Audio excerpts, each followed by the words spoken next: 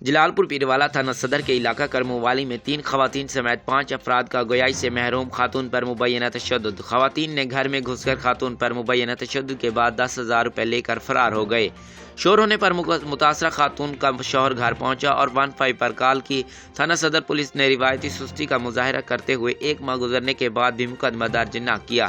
پہلی تاریخ کا وقوع ہے، ایک عورت آئی ہے میرے گھر، میں کو ڈار پائے لڑکی کو دیتے، لہذا وہ 3 گھنٹے بعد 2 گھنٹے بعد کنواں سے ڈکیتی شروع کی ہے۔ میرے گھر 2 مرد ہیں، 3 عورتیں ہیں، انہیں ڈکیتی ماری ہے، لہذا میں آ گیا، وہ بھج گئے، لہذا میں 1 منتھ کال کی ہے۔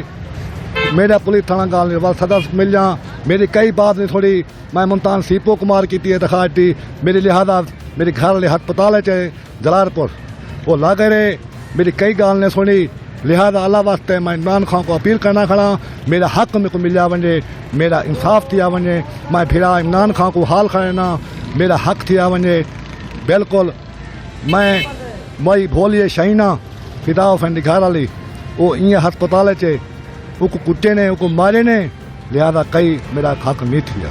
متاثرہ خاتون کے شوہر فدا حسین کا الزام عائد کرتے ہوئے کہنا تھا کہ تھانہ صدر پولیس مجھے ہراساں کر رہی ہے، تھانے جانے پر مجھے دھکے دیے جاتے ہیں، میری بات نہیں سنی جاتی، میں غریب انسان ہوں، میں کہاں جاؤں؟ وزیر اعلیٰ پنجاب نوٹس لیں اور انصاف فراہم کریں۔